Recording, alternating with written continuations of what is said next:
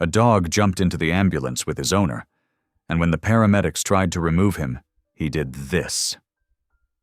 At first, it looked like simple loyalty, but what that dog did next left trained professionals frozen in disbelief.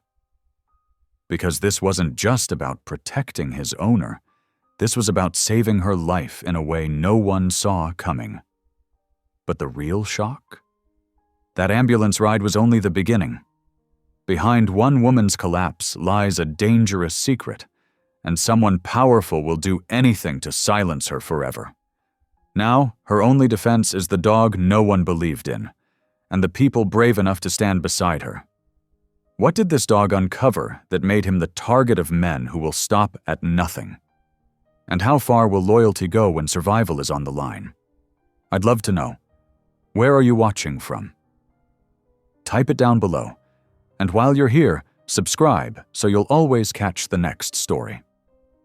The late afternoon sun cast long shadows across the patchy grass as Della Whitaker stood her ground, her weathered hands trembling with anger and exhaustion. The demolition crew's yellow machines loomed behind her like metal monsters, their engines growling impatiently. Her silver-streaked hair had come loose from its usual neat bun, strands whipping around her face in the cool breeze coming off the lake. "This is private property," she declared, her voice hoarse from arguing. "I have the deed right inside." The foreman, a burly man in an orange safety vest, shook his head. "Ma'am, we have our orders. This whole area's been marked for clearance." Gideon, her large mixed-breed dog, pressed against her leg, his mottled coat bristling as he sensed her distress. His dark eyes tracked every movement of the workers, a low rumble building in his chest. The world suddenly tilted sideways. Della felt her knees buckle as spots danced before her eyes. The stress of the confrontation, combined with hours of standing in the hot sun, had finally taken its toll. She heard Gideon's alarmed bark as if from very far away. "Ma'am? Ma'am!" The foreman's voice grew urgent as Della crumpled to the ground. Through the fog descending over her consciousness, she was aware of Gideon's warm presence beside her, his worried whines mixing with the sound of running feet and shouted instructions. Someone must have called 911, because within minutes, she heard sirens approaching. Gideon stayed pressed against her side, allowing the paramedics to approach, but watching their every move with intense focus. His scarred muzzle twitched as he assessed each person who came near. "Blood pressure's dropping," a female paramedic announced, wrapping the cuff around Della's arm. "We need to get her stabilized and transported." Della tried to speak, to tell them about Gideon, but her tongue felt thick and uncooperative. She felt herself being lifted onto a stretcher, the world swaying as they carried her to the waiting ambulance. Just as they were about to load her in, she heard a commotion. In one powerful leap, Gideon had jumped into the ambulance, positioning himself beside the stretcher. His stance was protective, but not aggressive, his intelligence showing in how carefully he moved around the medical equipment. "Hey, no dogs allowed." One of the paramedics reached for Gideon, trying to guide him out. The dog's response was immediate and surprising. He didn't growl or snap, but simply planted himself more firmly, making it clear he wasn't going anywhere. "We don't have time for this," the female paramedic said, already checking Della's vital signs again. "We need to move." The male paramedic made one more attempt to remove Gideon, but the dog's behavior changed. He gave a single, sharp bark, not threatening but authoritative, and then did something remarkable. With careful precision, he caught the chain of Della's medical alert pendant in his teeth and pulled it free, holding it up for the paramedics to see. The female paramedic's eyes widened as she read the warning engraved on the metal disc. "Severe lidocaine allergy," she read aloud, quickly turning to her partner. "Mark, we need to switch out the standard protocol meds. This could have been dangerous." Through her hazy consciousness, Della felt a surge of pride and gratitude. Gideon, her faithful companion, had just potentially saved her life. The dog settled down beside her stretcher, his warm presence reassuring as the ambulance doors closed and the vehicle began to move. "I've never seen anything like this," the female paramedic commented as she adjusted Della's IV, carefully checking the medication. That dog knew exactly what he was doing. "Military or police training, maybe?" her partner suggested, glancing at Gideon with newfound respect. Della wanted to explain about her late husband's work with K-9 units, how Gideon had shown up in her life years after, carrying his own mysterious past. But the words wouldn't come. Instead, she managed to lift her hand slightly, and Gideon immediately pressed his nose against her palm, his eyes never leaving her face. The paramedics worked efficiently around them, respecting the obvious bond between woman and dog. Gideon remained perfectly still, only shifting slightly when necessary to allow the medical team access to Della. His behavior was so professional, so clearly purposeful, that no one suggested again that he should leave. "BP's starting to stabilize," the female paramedic reported, relief evident in her voice. "Good thing we caught that allergy.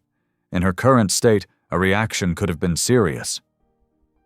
Della's fingers curled weakly in Gideon's fur as tears of gratitude slipped from her eyes. This dog, who had shown up at her trailer one stormy night years ago, had proved himself to be so much more than just a stray she'd taken in. He was her guardian, her protector, and now, quite possibly, her lifesaver. The demolition crew had gathered near the ambulance before it departed. There earlier, determination replaced by concern and confusion. The foreman held his hard hat in his hands, looking troubled as he watched the scene unfold. Perhaps seeing Della's vulnerability and the extraordinary devotion of her dog had made the situation more human, less about paperwork and orders. As the ambulance wound its way toward the hospital, its sirens parting traffic ahead, Della drifted in and out of awareness. But one thing remained constant: Gideon's steady presence beside her, his watchful eyes never wavering.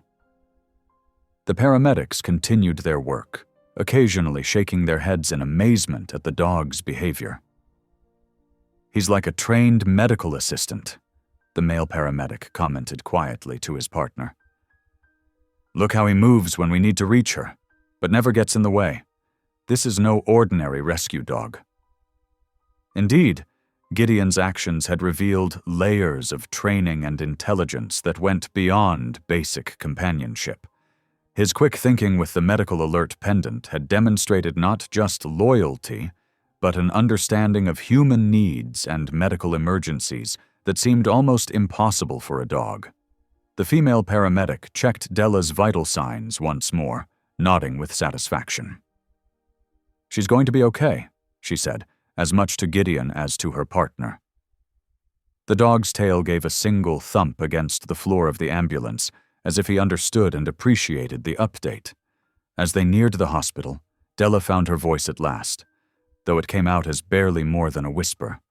"Thank you, Gideon," she managed to say.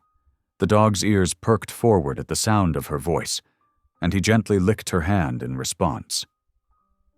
The paramedics exchanged glances, moved by the obvious bond between the elderly woman and her extraordinary dog. In their line of work, they had seen many things, but this display of animal intelligence and devotion was something special. "You've got yourself quite a guardian angel there, Mrs. Whitaker," the female paramedic said softly, reaching out to give Gideon a respectful pat. The dog accepted the gesture with dignity, never taking his eyes off Della. As the ambulance pulled into the hospital's emergency entrance, Della felt stronger, knowing that whatever challenges lay ahead, including the threat to her home, she wasn't facing them alone. In Gideon, she had more than a pet. She had a partner whose loyalty and intelligence had just been proven beyond any doubt. The fluorescent lights of the hospital room cast a harsh glow across Della's weathered face as she lay propped up against crisp white pillows. Gideon maintained his vigilant position beside her bed, his large frame somehow fitting perfectly in the small space between the bed and the wall. The steady beeping of monitors provided a rhythmic backdrop to the quiet room. Dr. Sarah Chen studied Della's chart, her dark eyes moving methodically across the pages. "Your vital signs have stabilized nicely, Mrs. Whitaker. The collapse seems to have been brought on by a combination of stress and dehydration." She glanced up, her expression softening. "Would you like to tell me what happened before the incident?" Della's hands twisted in the thin hospital blanket. "It was Lowell Stagg's men," she said, her voice stronger now but still carrying a tremor. "They showed up with demolition equipment, claiming they had permits to clear my land." The doctor exchanged looks with the nurse standing nearby. It was the kind of look Della had seen before, the one that said they weren't sure whether to believe an elderly patient's story. "Lowell Stagg?"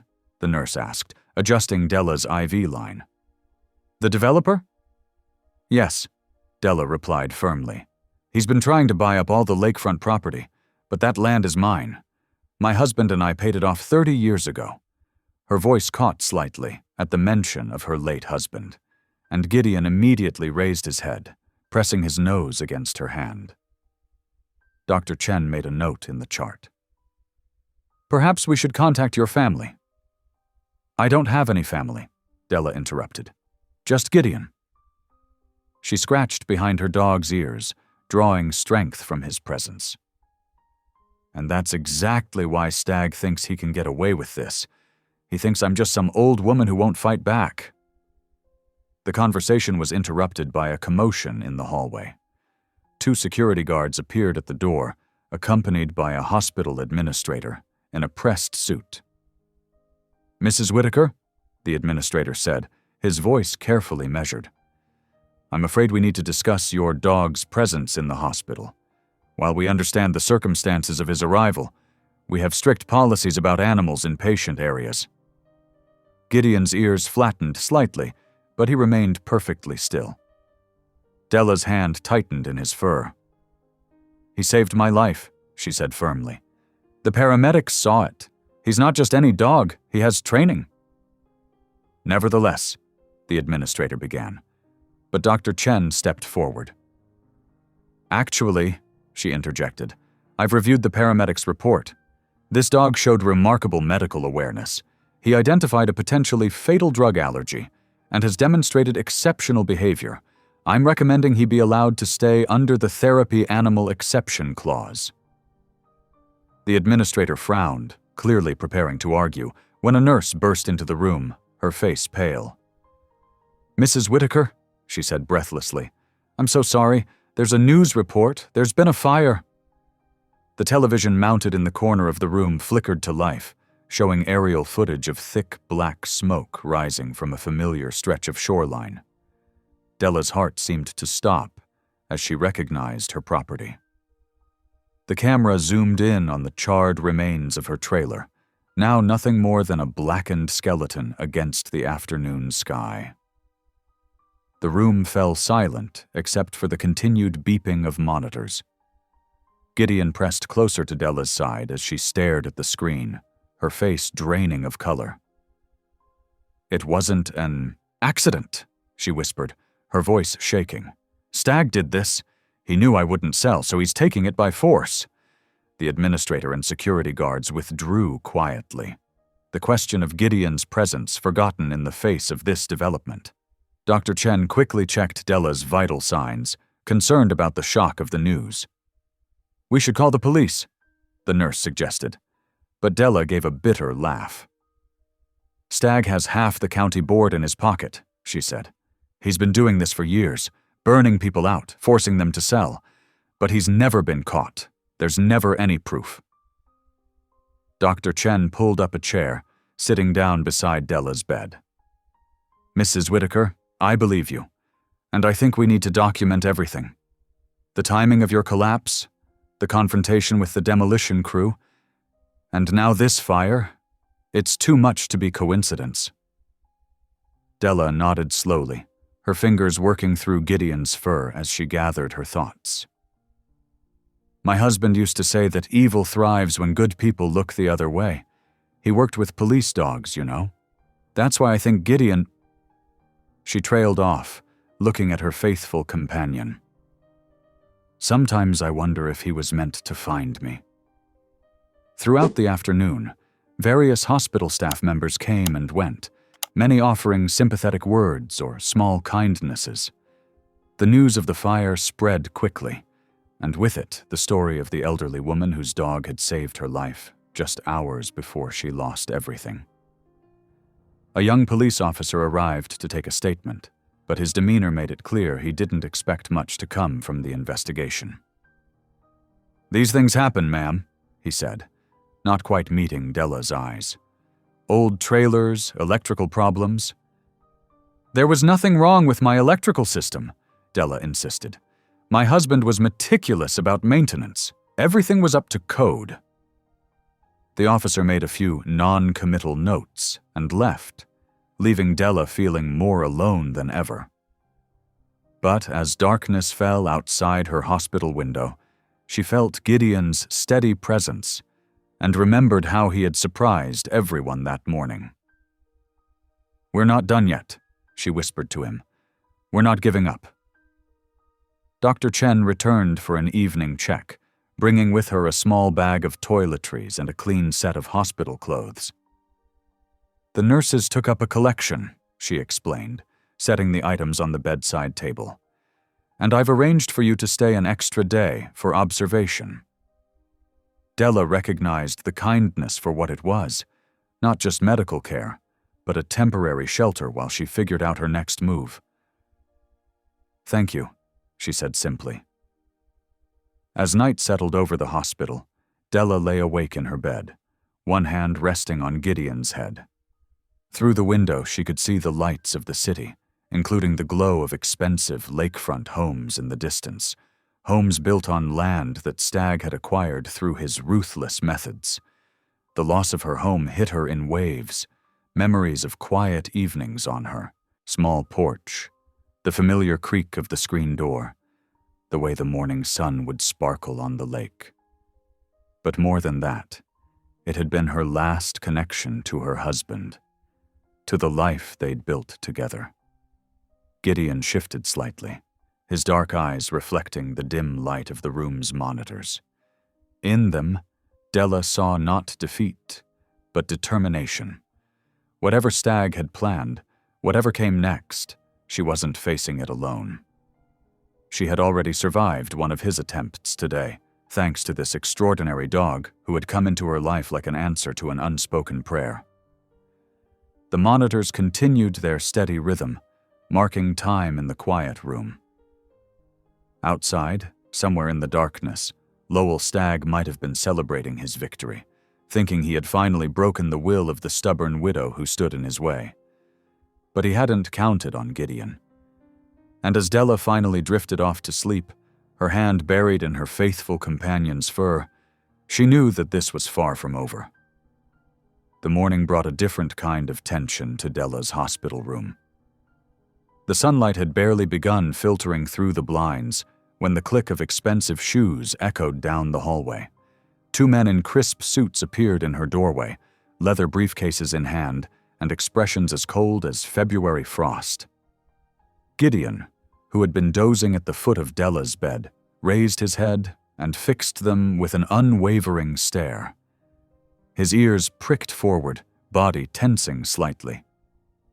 "Mrs. Whitaker," the taller of the two men said, not bothering to introduce himself. "We represent the hospital's legal department. We need to discuss some concerns about your current situation." Della sat up straighter in her bed, pulling her thin hospital blanket closer. She'd been around long enough to recognize when trouble was walking through the door. "What kind of concerns?" The shorter lawyer placed his briefcase on the rolling table and withdrew a thick stack of papers. "First, there's the matter of the dog. Hospital policy strictly prohibits animals outside of registered service dogs. We've received no documentation proving this animal's status. Gideon saved my life yesterday, Della said firmly. The paramedics witnessed it. An emotional support animal is not the same as a service dog, the taller lawyer interjected. Without proper certification, we cannot allow him to remain on the premises. It's a liability issue. Before Della could respond, a familiar voice came from the doorway. Actually, that dog prevented a potentially fatal medical error. Nurse Tamsin Hale stepped into the room, her auburn hair pulled back in its usual neat bun. I have the incident report right here. She held up a clipboard, her expression challenging. The lawyers exchanged glances. Nevertheless, the shorter one continued, there are other matters to discuss. We've received concerning information about Mrs. Whitaker's living situation and mental state. Della's hands clenched in the blanket. What do you mean? The taller lawyer pulled out another document. Given the destruction of your residence and your unusual claims about Mr. Stagg, there are questions about your fitness to make medical decisions. We have papers here requesting a psychological evaluation and possible temporary guardianship. That's ridiculous, Della said, her voice shaking with anger. I'm perfectly sound of mind.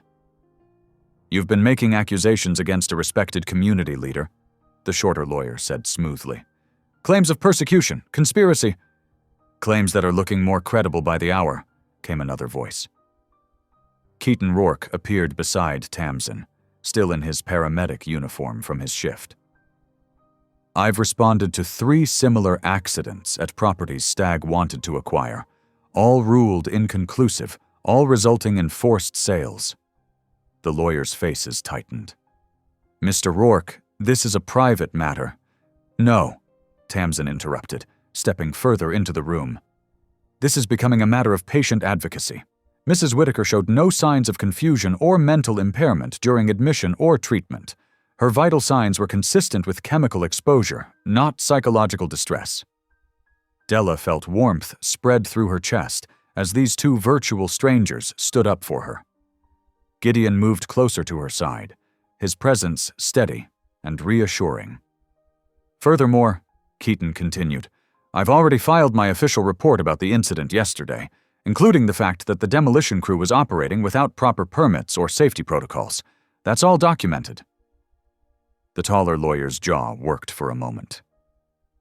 The lease agreement for Mrs. Whitaker's property contained specific provisions about maintaining the dwelling, with the structure now destroyed by suspicious circumstances, Tamsin noted pointedly. The lease is effectively void, the lawyer finished, as if she hadn't spoken. These papers also address that matter. Della felt her heart sink. This was what Stagg had been working toward, using the hospital's lawyers to do his dirty work, trying to declare her incompetent and invalidate her lease in one swift move. But before despair could take hold, Tamsin stepped closer to the bed. Mrs. Whitaker will need time to review any legal documents with her own attorney, and as her current medical provider, I'm noting in her chart that she's fully competent to make her own decisions. I'd also like to add my statement to her file, Keaton said, his voice firm. About the dog's life-saving intervention and Mrs. Whitaker's clear mental state during the initial emergency response. The lawyers looked increasingly uncomfortable. Their smooth efficiency had been disrupted by these unexpected allies. We'll leave these for your review, the shorter one said finally, placing the stack of papers on the table. But be advised that the hospital cannot continue housing an uncertified animal indefinitely. Gideon stays with me, Della said quietly, but with steel in her voice. He's all I have left now. The lawyers departed, their expensive shoes clicking away down the hall. As soon as they were gone, Della's shoulders sagged. Thank you both. I don't know why you're helping me, but because it's right, Tamsin said simply. She picked up the stack of legal papers and began flipping through them. and because I've seen too many vulnerable patients get steamrolled by people with money and power. Keaton nodded, leaning against the wall. I grew up in this county. Everybody knows about Stagg's land grabs, but nobody can ever prove anything. Maybe it's time someone finally did. But how? Della asked. He's got lawyers, connections, money? And we've got evidence, Tamsin said. Medical records showing chemical exposure, the paramedic report about the demolition crew, the timing of the fire, and most importantly, she smiled at Gideon, we've got a very special dog who seems to know exactly what he's doing. Gideon's tail thumped against the bed, his dark eyes moving between the humans as if following the conversation.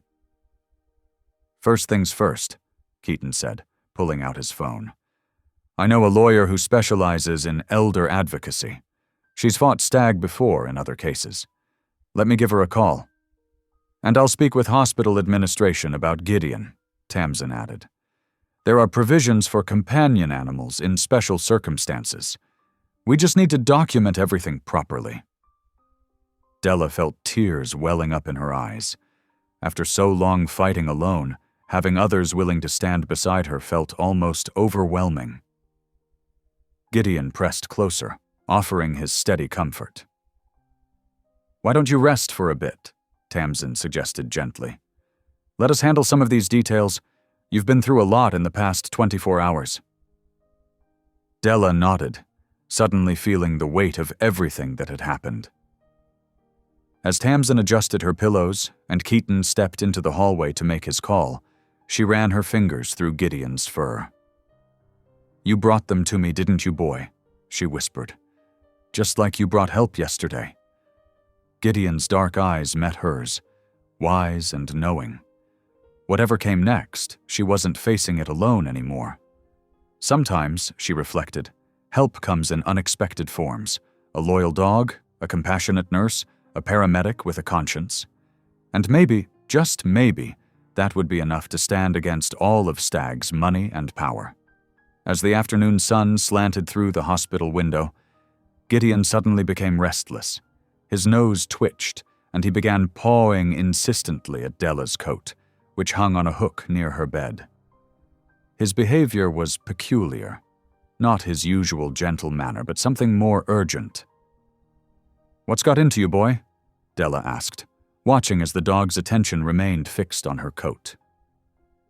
Keaton Rourke, who had returned from making his calls, noticed the dog's odd behavior. He moved closer to observe, remembering how Gideon's instincts had already proven invaluable.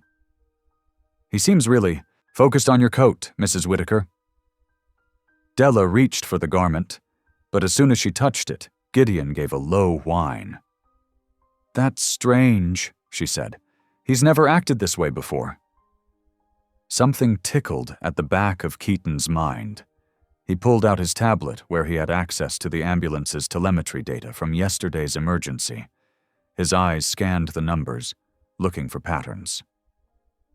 Mrs. Whitaker, do you remember if you were wearing this coat when you collapsed? He asked, his voice taking on the focused tone of a medical professional piecing together a puzzle. Yes, I was, she replied. It was chilly that morning, and I'd just come back inside from arguing with those demolition men.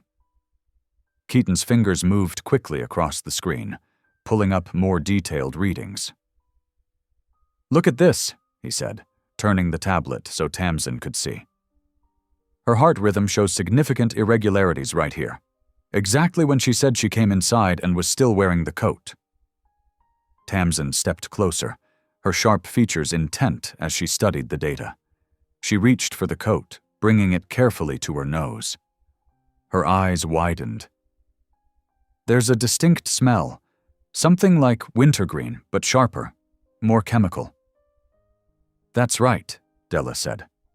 I noticed that smell in my trailer that morning. I thought maybe it was from some new cleaning product the demolition crew was using. Tamsin's expression grew grave.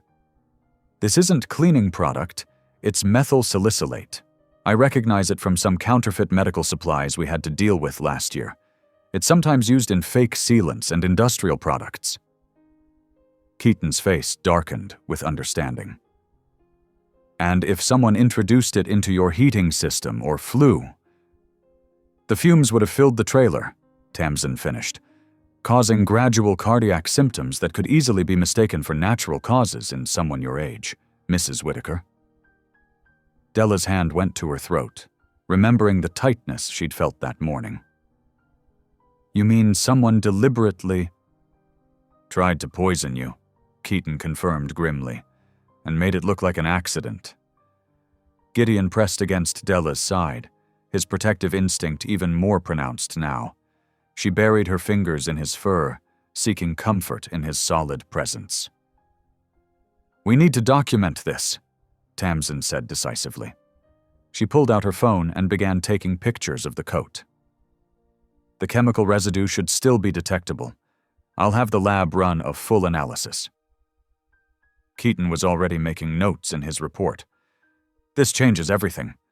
It's not just harassment anymore, it's attempted murder.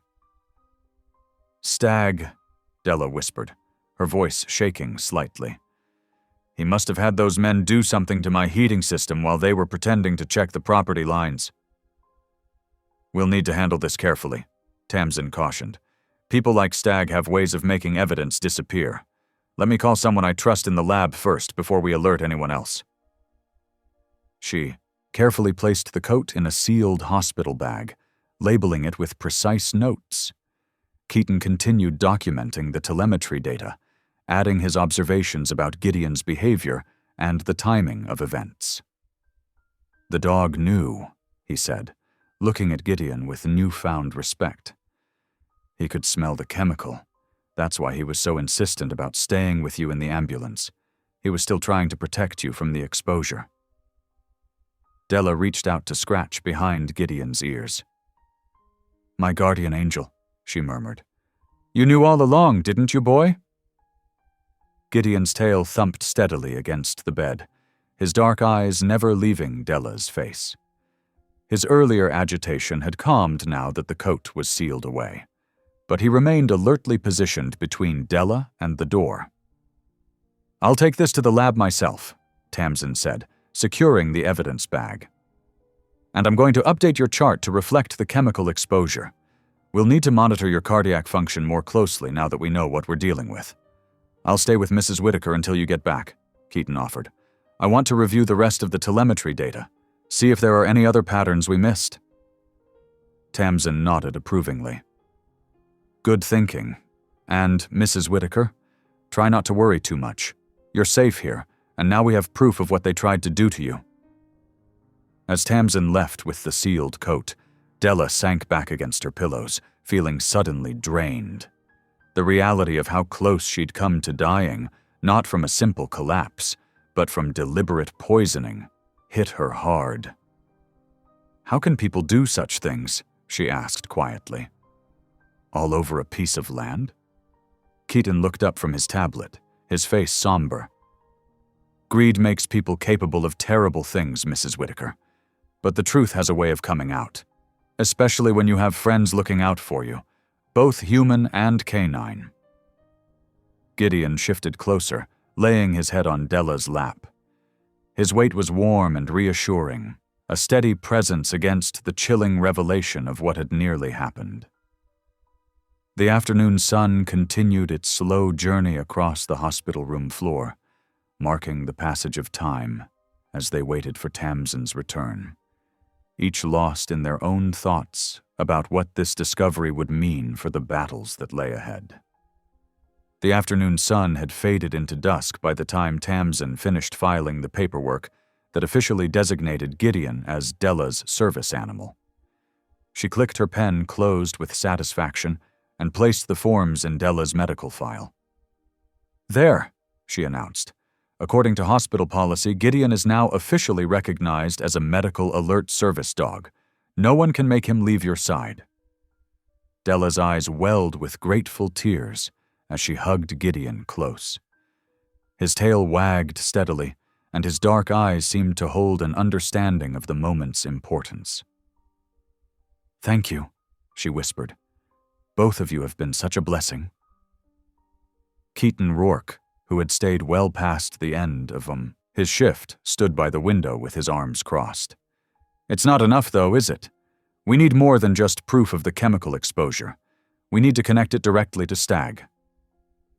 Tamsin nodded, her auburn hair catching the last rays of sunlight. "I've been thinking about that.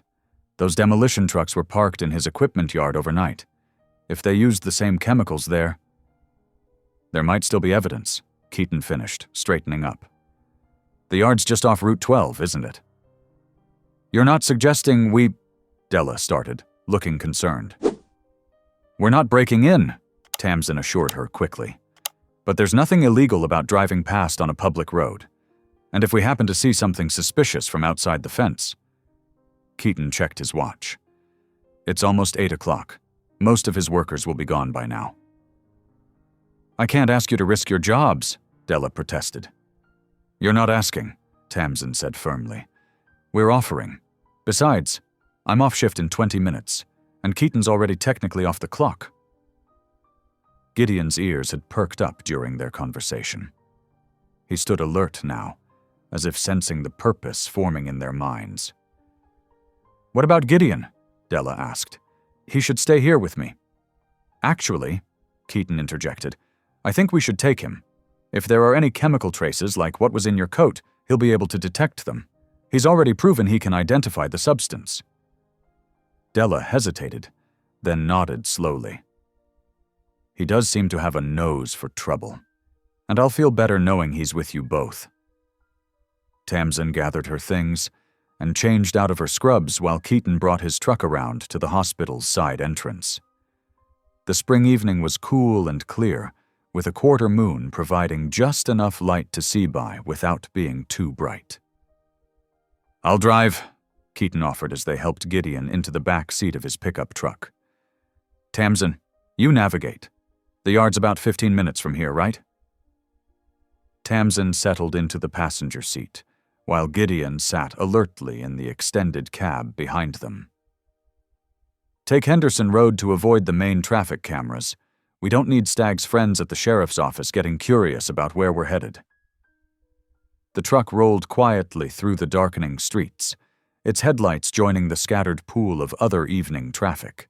Keaton drove carefully, maintaining exactly the speed limit to avoid drawing attention. In the back, Gideon watched the passing scenery with intense focus, occasionally sniffing the air through the partially opened window. As they approached the industrial area where Stag's equipment yard was located, Tamsin directed Keaton to cut his lights and coast past slowly. The yard was surrounded by a chain-link fence topped with barbed wire, but the gate was well lit by security lights mounted on tall poles. "There," Tamsin pointed. "Those are the same trucks that were at Della's property. The demolition logos are visible even from here." Keaton pulled over about 50 yards past the gate, keeping the engine running. "We can't get any closer without—" He was cut off by a sudden whine from Gideon. The dog's nose was working overtime, and he began pawing at the window urgently. "He's got something," Tamsin whispered. "Keaton, back up slowly. Let's see where he's alerting." They reversed carefully until Gideon's excitement peaked.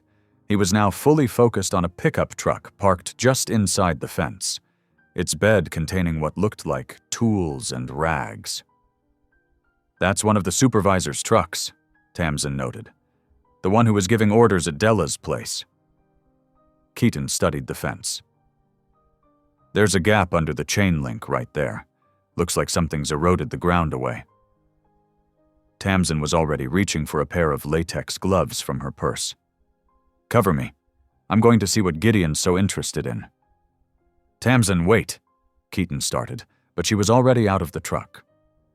Moving with quick efficiency, Tamsin slipped through the gap in the fence and crept toward the parked pickup.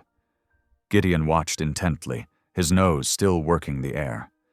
When she reached the truck's bed, she quickly located what had caught the dog's attention, a shop rag that reeked of chemicals. Using the gloves, she carefully placed the rag in an evidence bag she'd brought from the hospital. Just as she was sealing it, a door slammed somewhere in the main building. Keaton flashed his lights once, their agreed-upon warning signal. Tamsin ducked low and hurried back to the fence, sliding under just as a security guard rounded the corner of the building.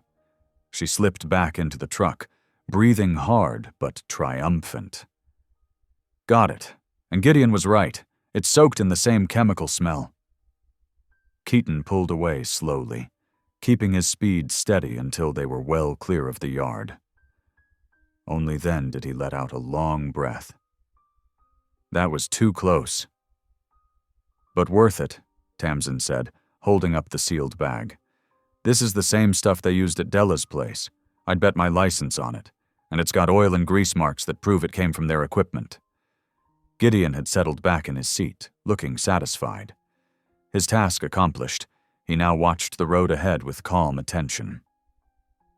We'll need to log this properly, Keaton said. Document the chain of evidence. Tamsin nodded. I know someone in the State Environmental Protection Office. She owes me a favor. This kind of chemical use without proper permits, that's their jurisdiction. They drove back to the hospital in thoughtful silence, each aware that they'd just crossed a line from passive support to active investigation. But the weight of the evidence bag between them felt like hope. The first real chance to prove what Stagg had tried to do to Della. When they returned to Della's room, they found her dozing lightly. She stirred as Gideon padded over to her bed, his tail wagging gently. You're back, she said, blinking awake. Did you find anything? Tamsin held up the sealed bag. Thanks to Gideon, we did. It's not just your word against Stagg's anymore, Della. Now we have proof. The fluorescent lights of the hospital laboratory cast harsh shadows as Tamsin carefully placed the evidence bag on the counter. Dr. Sarah Chen, the head pathologist, examined the chemical-soaked rag through the clear plastic. You said this was found at Stagg Construction's equipment yard, Dr. Chen asked, making careful notes on her clipboard. Yes, Tamsin confirmed, and we have reason to believe it matches the substances used in an attempted poisoning at Della Whitaker's property. Dr. Chen nodded, her expression grave. I'll run a full analysis. Given the circumstances, I'll mark it urgent. The next 48 hours crawled by with agonizing slowness. Della remained in her hospital bed, with Gideon faithfully at her side. The dog had become something of a celebrity on the ward, with nurses and orderlies stopping by to pat his head or slip him treats when they thought no one was looking. When Dr. Chen finally returned with the results, her face told them everything before she even spoke. We found 2 primary substances, she explained, spreading the test reports across Della's bedside table. The first is a commercial-grade accelerant, commonly used in construction work. The second... She paused, tapping a highlighted section of the report. The second is methyl salicylate, in concentrations well above what would be considered safe for any legitimate use. Keaton, who had come by during his break, studied the papers. And this matches what we found in Della's system when she was admitted? Almost exactly, Dr. Chen confirmed. The chemical signature is distinctive. These substances came from the same source. Della's hands trembled slightly as she touched the reports. So now we have proof? Real proof that Stagg tried to... Her voice trailed off. Yes, Tamsin said firmly, and we're taking this straight to the authorities. What followed was a whirlwind of activity. Tamsin's contact at the Environmental Protection Agency arrived within hours, accompanied by 2 investigators from the county prosecutor's office. They took statements, examined the evidence, and made countless phone calls. By sunset, a judge had signed an emergency stop work order against all Stagg construction activities within the county. The next morning, sheriff's deputies posted notices at every Stagg work site, including the demolished remains of Della's property. Della watched the news coverage on her hospital room television, hardly daring to believe it was real. The local station showed footage of confused construction workers being turned away from job sites, and a reporter standing in front of Stagg's main office, explaining the investigation into environmental and safety violations. "Look at that, Gideon," Della whispered, scratching behind her faithful companion's ears. "We did it. We actually did it." The dog's tail thumped against the floor in steady rhythm, his dark eyes fixed on her face with unwavering devotion. Later that afternoon, Tamsin brought in a thick stack of legal documents. "The prosecutor's office has filed for an injunction," she explained, "not just on the environmental charges, but also citing criminal negligence and attempted endangerment. They're freezing all of Stagg's assets pending investigation." Keaton, who had stopped by again between shifts, let out a low whistle. "That's going to hit him where it hurts. Construction companies live and die by their cash flow." "The EPA is involved now too," Tamsin continued. "They're looking into every project Stagg's done in the past 5 years. If they find a pattern of chemical misuse—" She smiled. "Well, let's just say his problems are just beginning." Della sat quietly, taking it all in. After weeks of fear and uncertainty, after losing her home and nearly losing her life, it felt strange to suddenly have the weight of the law on her side. "I almost can't believe it," she said softly. "All this time, he seemed so untouchable, like nothing could stop him from just taking whatever he wanted." "Money talks," Keaton observed, "but evidence shouts. And thanks to Gideon here, we got evidence that couldn't be ignored." The dog lifted his head at the sound of his name, and Della hugged him close. "My brave boy," she murmured. "You knew all along, didn't you? You knew what they were trying to do to us." That evening, Della's room filled with an impromptu celebration. Hospital staff who had supported her brought in cookies and coffee. The young lawyer from legal aid, who had helped file the initial complaints, stopped by with news of more supportive rulings from the court. "The judge is taking this very seriously," the lawyer explained. "Given the evidence of deliberate endangerment, he's indicated he'll be looking favorably on motions for damages and restitution." Della shook her head in wonder. "I never thought about damages. I just wanted to keep my land." "Well," Tamsin said with a grin, "now you might get both, and enough money to build something better than that old trailer." For the first time since this all began, Della let herself imagine a future that held more than just survival. Maybe a small, proper house with a fenced yard for Gideon, a garden where she could grow tomatoes in the summer, a porch where she could sit and watch the sunset over the lake, just like she and her husband used to do. "One step at a time," she said aloud, but she couldn't keep the smile from her face. "For now, I'm just grateful we finally have a chance." As the evening wound down and visitors began to leave, Della found herself alone with Gideon once more.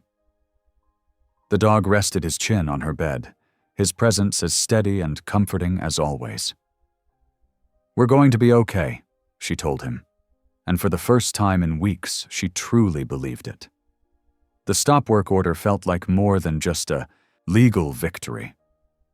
It was proof that justice was possible, that the truth could still prevail against money and power.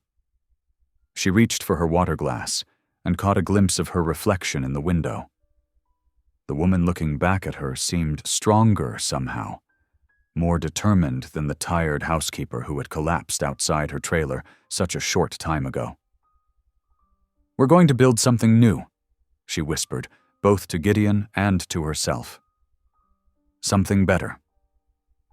The dog's tail wagged once, twice, a gentle percussion of agreement in the quiet room. Outside, the sun was setting over the lake, painting the sky in shades of hope. The morning after her legal victory brought an unsettling change to the hospital's routine. Della noticed it first in the way the hallway traffic seemed different. Fewer familiar faces, more strangers in scrubs she didn't recognize. Even Gideon sensed something was off, his ears pricking up at every passing footstep. "You're just being paranoid," Della told herself. though she kept one hand buried in Gideon's fur for comfort. The dog stayed close, his body pressed against her bed as if standing guard. Around 10 o'clock, 2 men in paramedic uniforms entered her room without knocking. Their footsteps were heavy, purposeful. Gideon's hackles rose immediately. "Mrs. Whitaker?" The taller one consulted a clipboard. "We have orders to transfer you to St. Michael's Cardiac Center." Della frowned. "Transfer? But my doctor hasn't mentioned anything about—" "It's all here in the paperwork." He thrust a stack of forms at her. "Your insurance-approved specialized testing. The cardiac center has better equipment for monitoring your condition." Something felt wrong. The papers looked official enough, but the men's manner was too aggressive, too pushy. Gideon let out a low growl. "I'd like to speak with my regular nurse first," Della said, trying to keep her voice steady. "No time," the shorter paramedic cut in. "We have other pickups scheduled. You need to come with us now."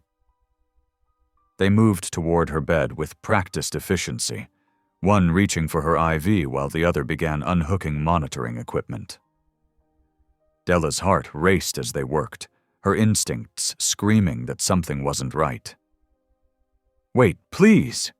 She started to protest, but they were already preparing to transfer her to their gurney.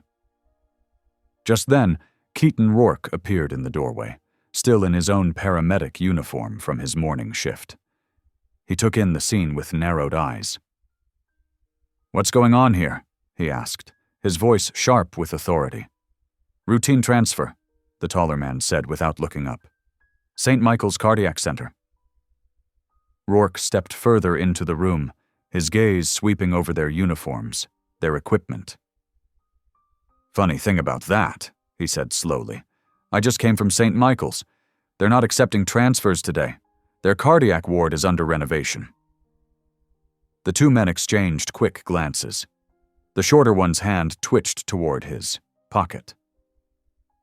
"These orders came directly from administration," he insisted, but Rourke was already shaking his head. "Those patches on your uniforms," he continued. "They're the old style. Haven't been used in this county for 2 years. His hand moved to his phone. "Maybe we should call dispatch. Verify your unit number?" The change was instant. The taller man lunged forward, shoving past Rourke toward the door. His partner hesitated only a second before following. "Security!" Rourke shouted down the hallway. "Stop those men!" But they were already gone, their running footsteps echoing down the stairwell. Gideon barked furiously, straining against the leash that kept him tethered near Della's bed. Della's hands shook as she gathered up the scattered transfer papers. They were going to... She couldn't finish the sentence. "They weren't real paramedics," Rourke confirmed grimly. "This was an attempted abduction." He picked up one of the forms, studying it. "Professional job, too. These documents look legitimate at first glance." Security arrived moments later, followed by Tamsin and several other nurses. The floor went into immediate lockdown while police were called. "I want to know how they got past the front desk," Tamsin demanded, her face flushed with anger. "They shouldn't have made it 10 feet without being stopped." "Someone helped them," Rourke said. "Had to be. Those badges they were wearing? They looked real enough to fool a quick check." Della sank back against her pillows, the adrenaline leaving her system in a rush that left her feeling weak and shaky. "This was Stagg, wasn't it? He's not going to stop." "No," Rourke agreed quietly. "The stop work order must have pushed him over the edge. If they'd gotten you out of here..." He didn't need to finish the thought. Gideon whined softly, pushing his nose into Della's hand. She clung to his solid presence like an anchor. "We need to move you to a secure floor," Tamsin decided. "And post a guard, a real one this time." "I'll stay too," Rourke offered. "My shift's over anyway." As they waited for hospital security to arrange the move, Della found herself staring at the fake transfer papers, her mind racing. All this, she said softly. Over a piece of land. Not just the land anymore, Rourke pointed out. Once those chemical test results came back, Stagg was looking at serious criminal charges. Prison time. The kind of thing that ruins empires like his. So he decided to make me disappear instead. Della felt a chill despite the warm hospital air. If you hadn't come in when you did... Hey. Rourke's voice was gentle but firm. They didn't succeed. You're safe. And now we have even more evidence against him. Tamsin, who had been examining the abandoned medical equipment, called them over. Look at this, she said, pointing to a label on one of the IV bags. This isn't standard solution. Someone went to a lot of trouble to make this look legitimate, but the contents... She shook her head. We need to get this to the lab right away. The implications hung heavy in the air. This hadn't just been about kidnapping. They'd been prepared to do much worse. When the security team arrived to escort them to a different floor, Della found herself surrounded by a protective circle of allies. Rourke walked ahead, his trained eye scanning for threats. Tamsin stayed close to her side, one hand on the wheelchair they'd insisted she use. And Gideon padded along beside her, alert and watchful as ever. We're going to need more protection than just hospital security, Rourke said as they entered the service elevator. I'm calling in some favors with the police department. We'll get a detail assigned. Della nodded, too drained to argue. The events of the morning had shattered her brief moment of triumph from the day before. She'd been naive to think a simple court order would stop someone like Stagg. But as they settled her into a new room, with its reinforced door and restricted access, she felt her resolve hardening. She wouldn't let fear drive her into hiding. That's what Stagg wanted, to make her disappear one way or another. We need to go on the offensive, she said suddenly, surprising herself with the strength in her voice. He's desperate now, making mistakes. We can use that. Rourke and Tamsin exchanged looks of surprise, then slow approval. What did you have in mind? Rourke asked. Della reached for Gideon's reassuring presence as she began to outline her thoughts. She was done being just a victim. It was time to fight back. The ambulance swerved sharply around a bend, sending Della sliding across the steel gurney. Her heart pounded as rough hands pushed her back into place. Ridge Pruitt's weathered face loomed over her, his eyes cold and distant. Stay still, he growled, checking the restraints around her wrists. Make this easier on yourself. Della tried to keep her voice steady. People will know I'm missing. The hospital won't matter soon enough. Pruitt's laugh was harsh. Tragic accident, that's all they'll find? Poor old lady confused, wandered off. These things happen? The ambulance bounced over a pothole, making the medical equipment rattle. Through the small window separating the cab from the back, Della could see trees flashing past. They were heading toward the river road, the winding stretch that hugged the cliffs above the lake. Her throat went dry. She knew those turns, knew how dangerous they could be, how easy it would be to make an accident look real. Mr. Stagg doesn't want this, she tried, though she knew it was a lie. He's a businessman. Shut up. Pruitt's hand clamped down on her shoulder, fingers digging in painfully. Boss knows exactly what needs doing. You had your chance to sell quiet-like. Now we do things the hard way. The vehicle slowed, taking another curve. Della's mind raced, searching for options. The restraints were medical grade, cutting into her wrists when she pulled. Her legs were strapped down, too, the buckles just out of reach. Almost there, the driver called back. Nice quiet spot coming up. Pruitt nodded, reaching for something in his jacket. Della caught the glint of metal, a syringe. Her heart nearly stopped. Little something to make you cooperative, he said, tapping the needle. Can't have you fighting when we set up our little accident scene. Please, Della whispered, but she could see no mercy in his eyes. This man had done this before. She was just another problem to solve, another loose end to tie up for his boss. The ambulance slowed again, gravel crunching under the tires. They must be pulling off onto one of the scenic overlooks. Della closed her eyes, sending up a desperate prayer. A sudden thump made her jump. Pruitt frowned, looking toward the back doors. Another impact, harder this time. The whole vehicle shuddered. "What the hell?" the driver shouted. Della heard it then, a deep, familiar bark. Hope surged through her chest. "It's that damn dog!" Pruitt snarled. He stuffed the syringe back in his pocket and grabbed a tire iron from under the gurney. "Keep driving. I'll deal with it." He yanked open the back doors. Cold air rushed in, along with the sound of running water far below. They were definitely by the cliffs. Gideon's massive form appeared in the doorway, hackles raised, teeth bared. He looked nothing like the gentle companion Della knew. This was a trained guardian, every muscle coiled to attack. Pruitt swung the tire iron. "Get back, you!" Gideon's jaws clamped onto his arm, dragging him half out of the ambulance. The man's scream echoed off the canyon walls. The vehicle swerved wildly. "Ridge!" the driver called. "What's happening?" Della worked frantically at her restraints, trying to use the chaos to her advantage. One wrist felt slightly looser. If she could just... A gunshot cracked through the air. Gideon yelped. Della's heart seized. "Got you, you stupid mutt," Pruitt panted. He was hanging onto the door frame with his good arm, blood dripping from the other. The gun in his hand wavered. But Gideon wasn't done. He lunged again, this time going for Pruitt's leg. The man lost his grip and tumbled out onto the road.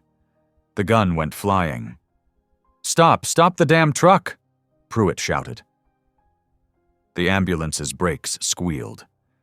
Della was thrown forward against the restraints, pain shooting through her shoulders.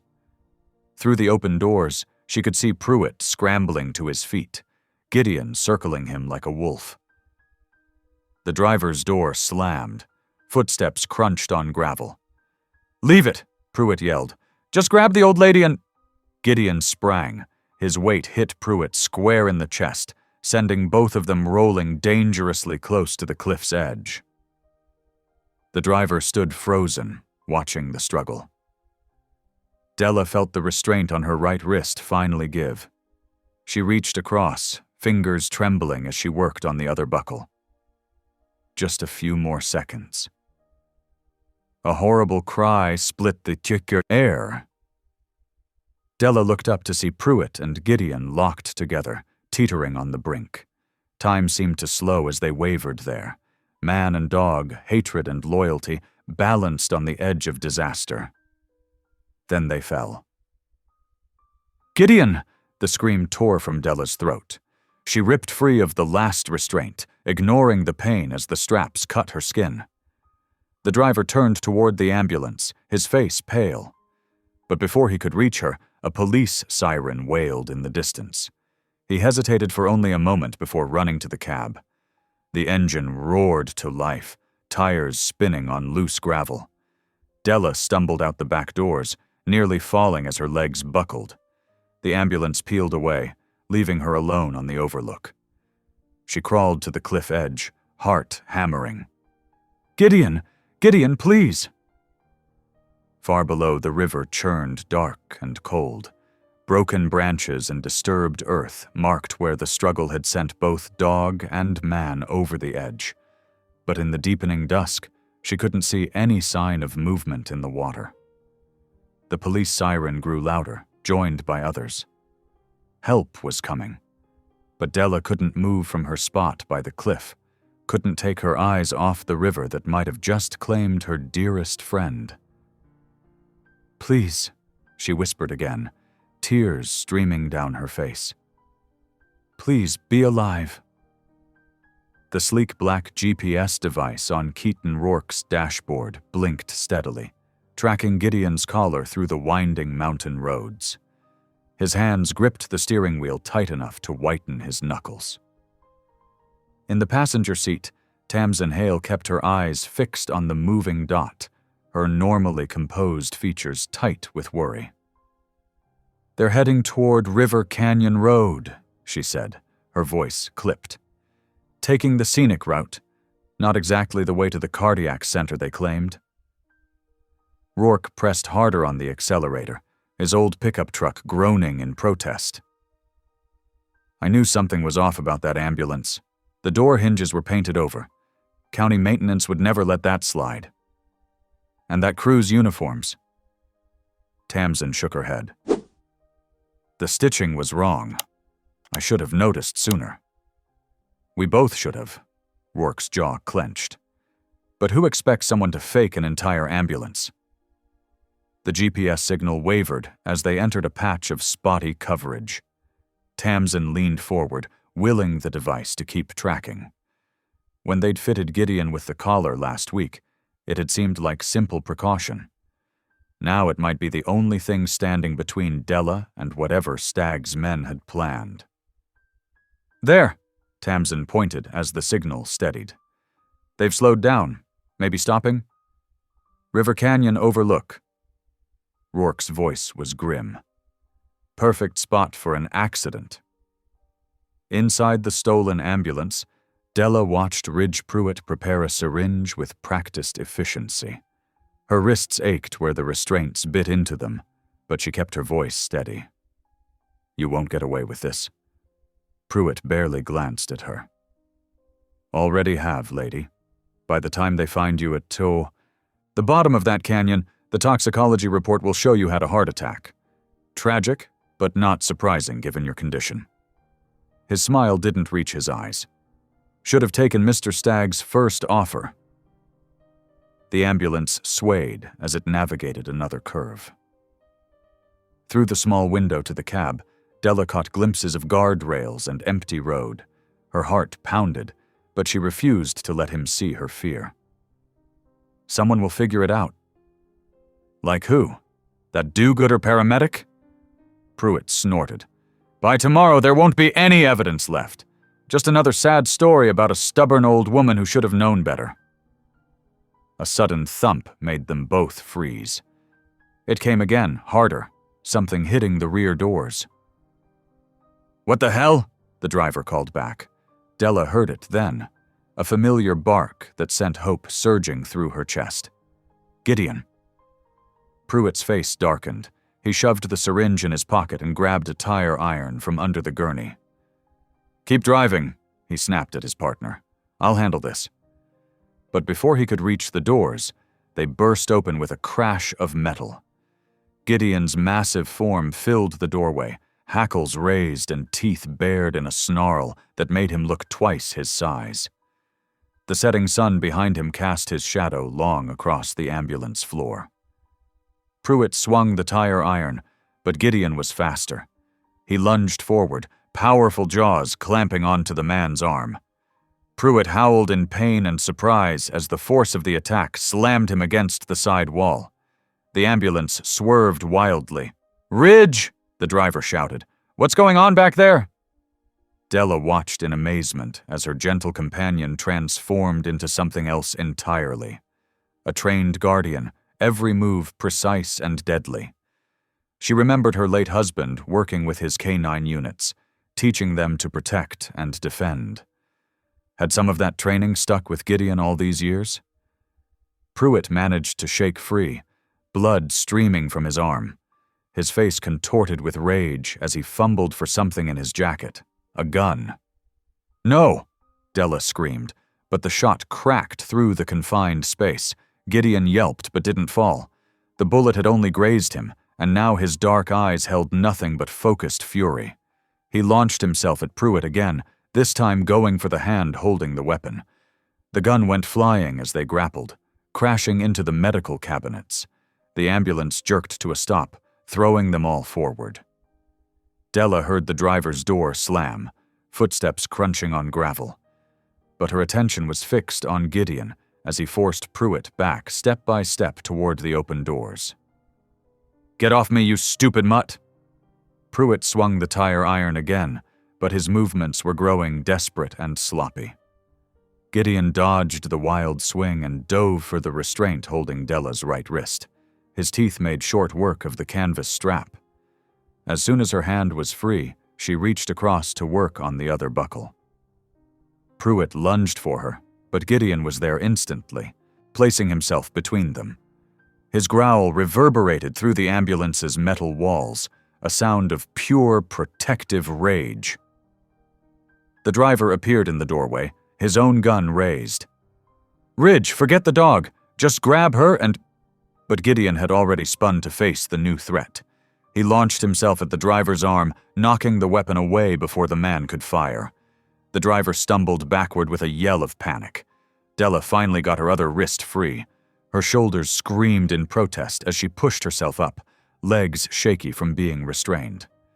Through the open doors, she could see they were indeed at the canyon overlook, exactly where Pruitt had planned to stage her accident. Police sirens wailed in the distance, growing closer. The driver's eyes went wide with fear. "Ridge, we gotta go, now!" Pruitt was still half sprawled against the cabinets, clutching his bleeding arm. "Get her! Don't let her!" But Gideon had positioned himself squarely in front of Della, his stance unwavering. Blood matted his fur where the bullet had grazed him, yet he showed no sign of backing down. The sirens grew louder. Multiple sets now, coming from both directions. The driver broke first. He scrambled for the cab, engine roaring to life. "Ridge, come on!" Pruitt looked from Gideon to the approaching sirens, his face twisted with rage and indecision. Finally, he spat a curse and lunged for the passenger door. The ambulance peeled away in a spray of gravel, leaving Della and Gideon alone on the overlook. She sank to her knees, arms wrapping around her faithful protector. Gideon turned to nuzzle her face, his tail finally wagging as he checked her for injuries. "Good boy," she whispered, tears streaming down her cheeks. "Such a good, brave boy." A truck skidded to a stop nearby. Rourke's pickup. He and Tamsin jumped out, running toward them. "Della!" Tamsin called.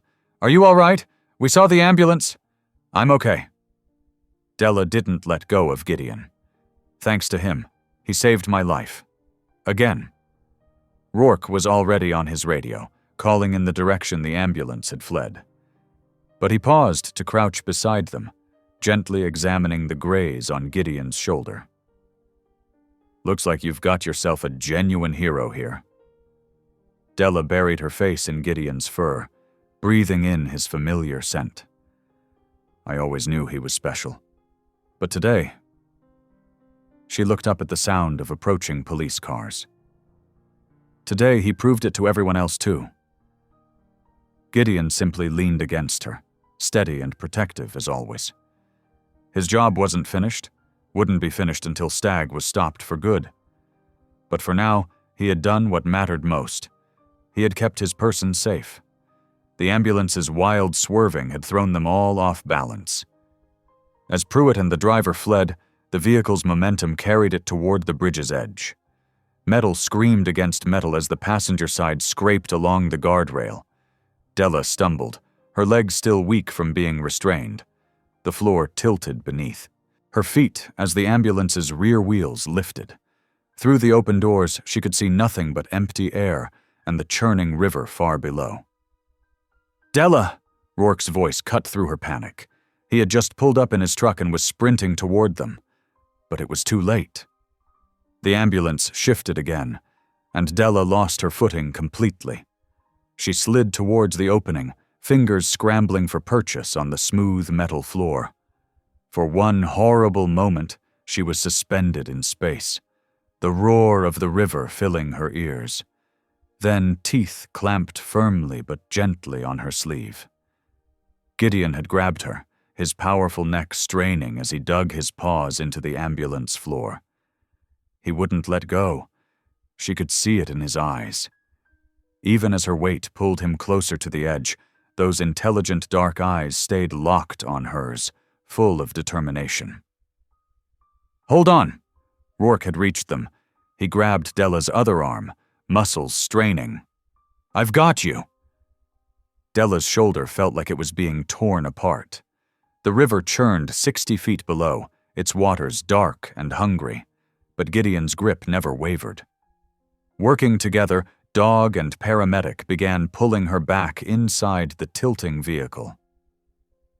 "Almost there," Rourke grunted. "Just a little more." Della's feet finally found the ambulance floor again. She collapsed forward into Rourke's arms as Gideon released her sleeve, immediately pressing against her other side to help support her. Police sirens wailed closer, their lights painting the bridge in strobes of red and blue.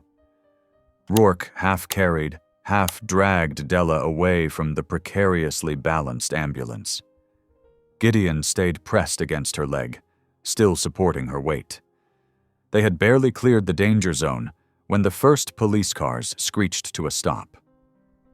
Officers poured out, weapons drawn until they assessed the situation. "Over here," Rourke called out. "We need medical assistance." Della's legs gave out completely. She sank to the asphalt, shaking uncontrollably as the adrenaline crashed through her system. Gideon immediately curled around her, offering his solid warmth as an anchor. "It's okay," she whispered, burying her fingers in his fur. "We're okay." Rourke crouched beside them, his own hands trembling slightly as he checked her pulse. "That was too close. If Gideon hadn't grabbed you when he did..." Della nodded, unable to speak past the lump in her throat.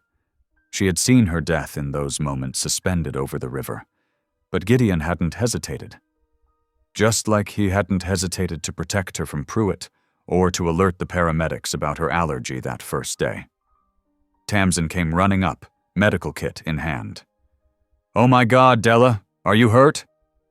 "Just shaken," Rourke answered for her, "but we should get her checked out properly."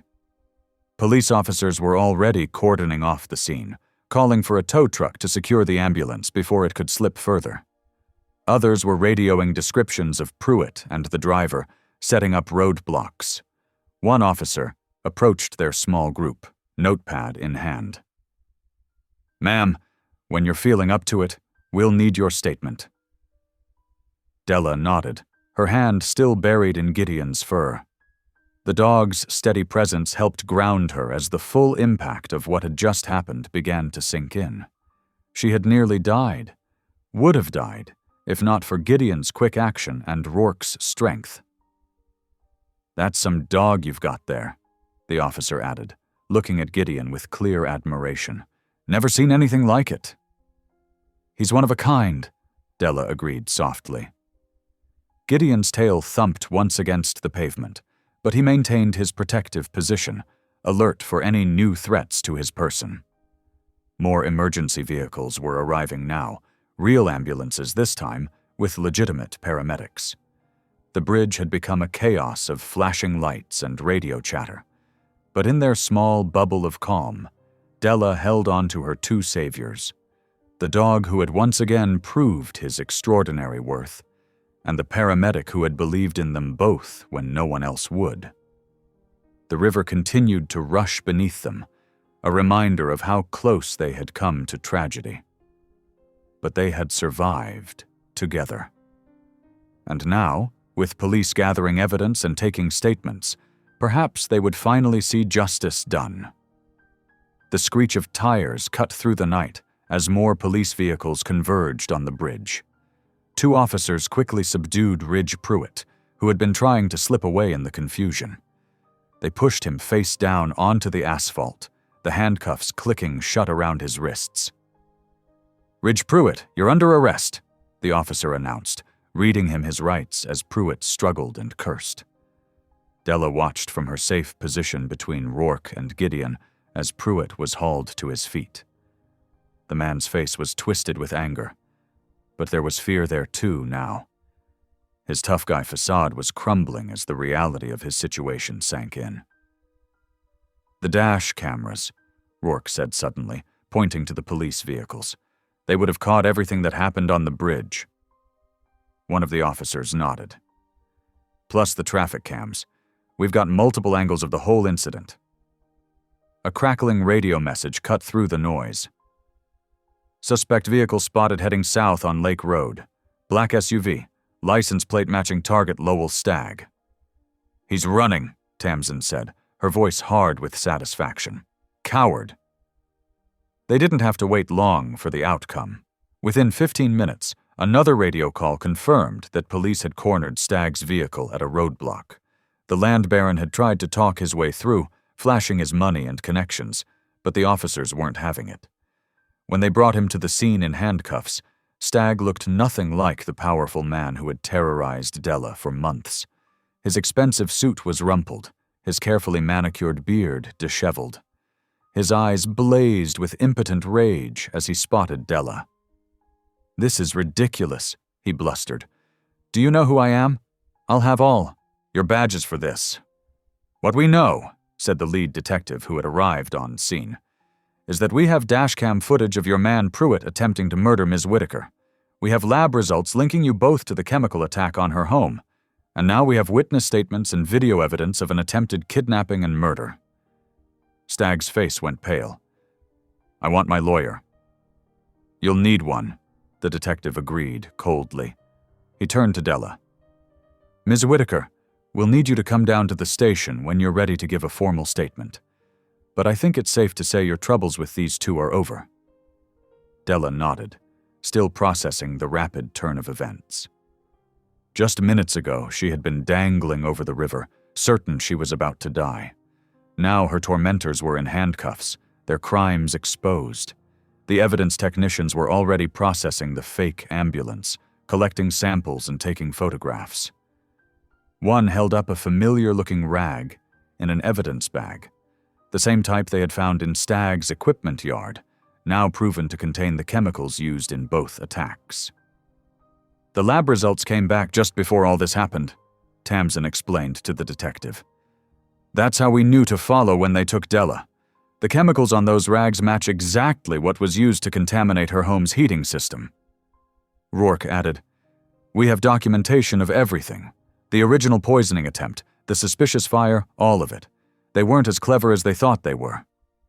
As Stagg and Pruitt were led to separate police cars, Della felt the tension she had carried for months finally begin to ease. Gideon pressed against her leg, his tail wagging slowly as he watched the men being taken away. "Good boy," she whispered, scratching behind his ears. "The very best boy." The night air was cold, but Della barely noticed it anymore. She was surrounded by people who had believed in her, fought for her, saved her, and most importantly, she had Gideon, the extraordinary dog who had proven himself a hero so many times over. The police cars pulled away, carrying Stagg and Pruitt toward justice. Their elaborate scheme to force Della off her land had backfired completely, undone by the loyalty of a rescue dog and the determination of those who chose to stand with him. The county courthouse buzzed with anticipation as Judge Marilyn Pierce delivered her ruling. Della sat in the front row, Gideon at her feet wearing his new service dog vest. Rourke and Tamsin flanked her like protective bookends. "In light of the overwhelming evidence of criminal conspiracy, fraud, and attempted murder," Judge Pierce announced, her voice ringing through the hushed courtroom, "this court orders the immediate dissolution of all Stagg Development Holdings and associated shell companies." Della watched as Stagg, now in an orange jumpsuit instead of his designer suits, seemed to physically deflate.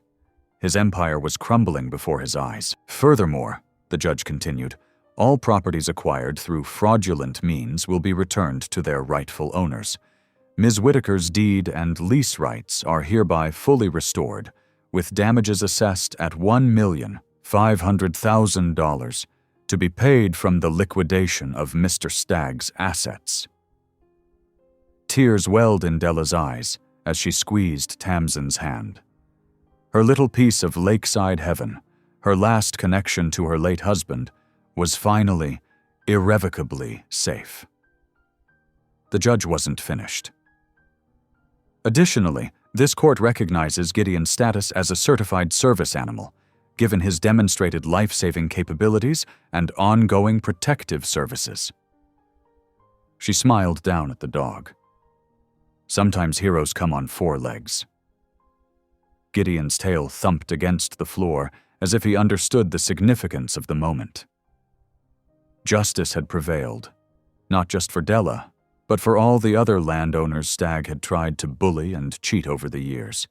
The evidence had exposed a pattern of corruption stretching back more than a decade. As they left the courthouse, reporters gathered on the steps, cameras flashing. But Della didn't feel overwhelmed anymore. She had her land, she had her protector, and she had friends who'd stood by her through the darkest times. She was whole again. Outside the courthouse, beneath a warm afternoon sun, Della watched as Rourke received his official reinstatement papers. The hospital board had reversed their suspension, acknowledging that his decision to break protocol had saved lives. "I'd do it again in a heartbeat," Rourke said, his usually serious face breaking into a rare smile as he tucked the papers into his jacket pocket. The brief suspension he'd faced for using ambulance GPS tracking without authorization now seemed like a small price to pay. Chief Parker, head of emergency services, shook Rourke's hand firmly. "You showed exceptional judgment under pressure. That's exactly the kind of thinking we need more of."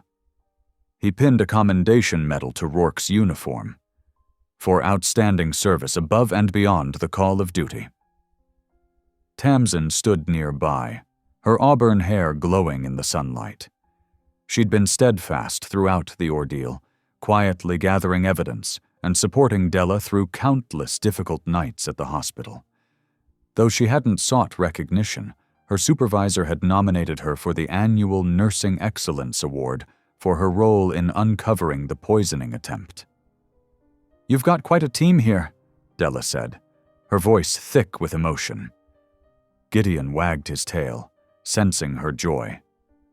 For the first time since her husband's passing, she felt truly supported, surrounded by people who had risked their careers and reputations to stand up for what was right.